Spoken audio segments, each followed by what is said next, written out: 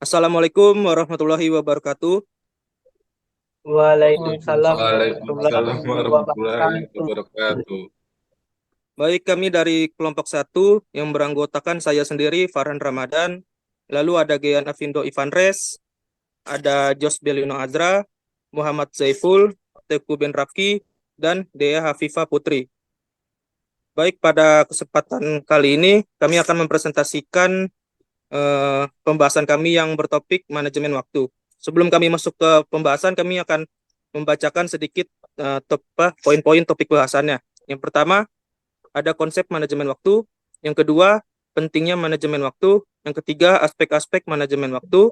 Yang keempat, teknik manajemen waktu berdasarkan delegasi dan asertif. Yang kelima, faktor penghambat manajemen waktu efektif. Dan yang keenam, kesimpulan.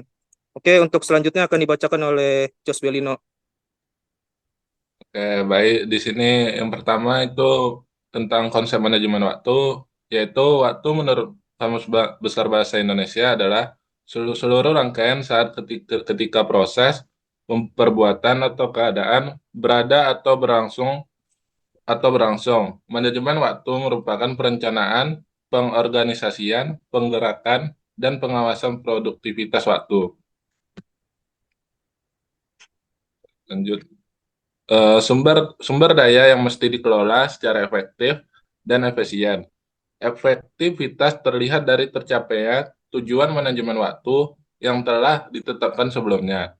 Dan efisien tidak lain mengandung dua makna, yaitu makna pengurangan waktu yang ditentukan dan makna investasi waktu menggunakan waktu yang ada. Eh, Pentingnya manajemen waktu yaitu manajemen waktu sangat penting karena memungkinkan kita untuk bekerja lebih efisien dan efektif. Dengan manajemen waktu yang baik, kita dapat menyelesaikan lebih banyak tugas dalam waktu yang lebih singkat, mengurangi stres, dan meningkatkan produktivitas. Ini juga memungkinkan kita memiliki waktu lebih untuk kegiatan pribadi dan istirahat yang esensial untuk kesejahteraan mental dan fisik. Mengapa harus memanage waktu? Karena sistem manajemen waktu yang efektif yang pertama dapat membantu kita membuat prioritas, yang kedua mengurangi kecenderungan untuk menunda, yang ketiga membantu kita menghindari tabrakan waktu, yang keempat memberi kita kebebasan dan kendali, yang kelima membantu kita menghindari perasaan bersalah, yang keenam membantu mengevaluasi kemajuan kita. Selanjutnya akan dibacakan oleh Muhammad Zaipul. Aspek-aspek manajemen waktu. Perencanaan. Membuat rencana harian, mingguan, atau bulanan untuk mengidentifikasi tugas-tugas yang perlu diselesaikan dan menetapkan prioritas. Penetapan prioritas. Menentukan tugas mana yang paling penting dan mendesak, serta fokus pada penyelesaian tugas-tugas tersebut terlebih dahulu. Pengaturan tujuan. Menetapkan tujuan yang spesifik, terukur, dapat dicapai, relevan, dan berbatas waktu. SMART goal untuk memberikan arah dan motivasi. Pendelegasian tugas.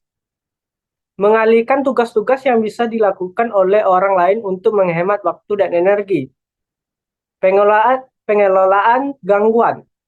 Mengidentifikasi dan mengurangi gangguan yang dapat mengalihkan perhatian dari pekerjaan, seperti media sosial, panggilan telepon, atau lingkungan kerja yang tidak kondusif. Pengaturan waktu istirahat. Menyisihkan waktu untuk istirahat dan relaksasi guna menghindari kelelahan dan menjaga produktivitas. Pemantauan dan evaluasi. Secara teratur, meninjau kemampuan telah dicapai dan mengevaluasi efektivitas strategis manajemen waktu yang diterapkan. Fleksibilitas. Memiliki kemampuan untuk beradaptasi dengan perubahan dan menyesuaikan rencana kita jika diperlukan.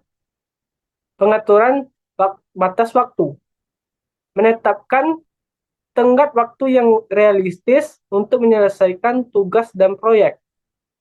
Baiklah, akan dibacakan oleh teman saya. Baiklah, selanjutnya teknik manajemen waktu berdasarkan delegasi dan asertif. Delegasi adalah proses mengalihkan tugas atau tanggung jawab kepada orang lain untuk meningkatkan efisiensi dan produktivitas. Teknik ini mencakup yang pertama, identifikasi tugas yang dapat didelegasikan, menentukan tugas-tugas yang dapat diserahkan kepada orang lain, terutama yang bersifat rutin atau administratif. Yang kedua, pemilihan orang yang tepat. Memilih individu yang memiliki keterampilan dan pengetahuan yang sesuai untuk melaksanakan tugas tersebut. Lalu yang ketiga, memberikan instruksi yang jelas, menyampaikan petunjuk yang rinci dan spesifik mengenai apa yang perlu dilakukan, bagaimana melakukannya, dan kapan harus selesai. Lalu yang keempat, pemantauan dan tindak lanjut, mengawasi perkembangan tugas yang didelegasikan dan memberikan dukungan atau koreksi jika diperlukan. Yang kelima, kepercayaan dan dukungan, memberikan kepercayaan kepada orang yang menerima tugas dan mendukung mereka dalam menyelesaikan tugas tersebut. Lalu selanjutnya ada asertivitas, adalah kemampuan untuk menyampaikan pikiran, perasaan, dan kebutuhan dengan cara yang tegas, namun tetap menghormati orang lain. Teknik ini mencakup yang pertama, komunikasi yang jelas dan langsung, menyampaikan apa yang dibutuhkan atau diharapkan dengan cara yang jelas dan langsung tanpa ambiguitas. Yang kedua, penggunaan pernyataan saya, menggunakan pernyataan seperti saya merasa atau saya membutuhkan untuk menyampaikan kebutuhan atau perasaan dengan lebih personal dan tidak menyalahkan orang lain. Selanjutnya akan dibacakan Farhan. Baik, kita akan lanjutkan ke poin berikutnya, yaitu menetapkan batasan, yaitu menentukan dan menyampaikan batasan yang jelas mengenai apa yang dapat dan tidak dapat dilakukan, serta kapan harus mengatakan tidak untuk menjaga keseimbangan kerja dan kehidupan pribadi. Lalu, mendengarkan aktif, yaitu mendengarkan dengan penuh perhatian apa yang disampaikan orang lain dan merespon dengan cara yang menunjukkan bahwa Anda menghargai pandangan mereka. Negosiasi dan kompromi, mencari solusi yang saling menguntungkan melalui negosiasi dan bersedia membuat kompromi jika diperlukan. Oke, kita masuk ke poin berikutnya, yaitu faktor penghambat manajemen waktu efektif.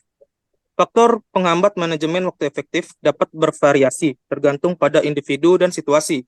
Tetapi beberapa faktor umum meliputi yang pertama, kurangnya perencanaan, yaitu tidak membuat rencana atau jadwal yang jelas menyebabkan kebingungan dan pemborosan waktu. Lalu penundaan, yaitu menunda-nunda pekerjaan, seringkali menyebabkan penumpukan tugas dan tekanan untuk menyelesaikan semuanya pada saat terakhir. Poin berikutnya yaitu gangguan dan interupsi, yaitu seringnya gangguan dari media sosial, email, panggilan telepon, atau rekan kerja dapat menghambat aliran kerja dan mengurangi produktivitas. Lalu, tidak menetapkan prioritas, yaitu gagal menentukan prioritas tugas yang penting dan mendesak dapat mengakibatkan fokus pada hal-hal yang kurang penting. Lalu poin berikutnya itu manajemen tugas yang buruk, yaitu tidak membagi tugas besar menjadi tugas-tugas kecil yang dapat dikelola, membuat pekerjaan terasa lebih berat dan sulit diselesaikan. Baik, untuk selanjutnya akan dibacakan oleh Gian Afindo Ifaren. Baiklah, untuk poin selanjutnya yaitu ada ketidakmampuan untuk mengatakan tidak, menerima terlalu banyak tugas atau tanggung jawab tanpa mempertimbangkan kapasitas waktu. Waktu dapat mengganggu manajemen waktu yang efektif. Poin selanjutnya itu kurangnya delegasi. Tidak mendelegasikan tugas yang bisa dilakukan oleh orang lain menyebabkan kelebihan beban kerja dan mengurangi efisiensi. Poin berikutnya ada perfeksionisme, yaitu terlalu fokus pada detail dan mencoba untuk membuat segala sesuatunya sempurna, dapat memakan banyak waktu dan memperlambat progres. Poin berikutnya itu ada kondisi fisik dan mental yang tidak optimal, yang dimana kesehatan fisik dan seperti kurang tidur atau stres tinggi dapat mempengaruhi kemampuan untuk mengelola waktu dengan baik. Poin selanjutnya itu lingkungan kerja yang tidak kondusif, Suasana kerja yang berantakan atau tidak terorganisir dapat menghambat kemampuan untuk fokus dan menyelesaikan tugas dengan efisien. Poin selanjutnya itu ada kurangnya motivasi. Rendahnya motivasi atas tidak adanya tujuan yang jelas dapat mengurangi dorongan untuk mengatur waktu yang secara efektif.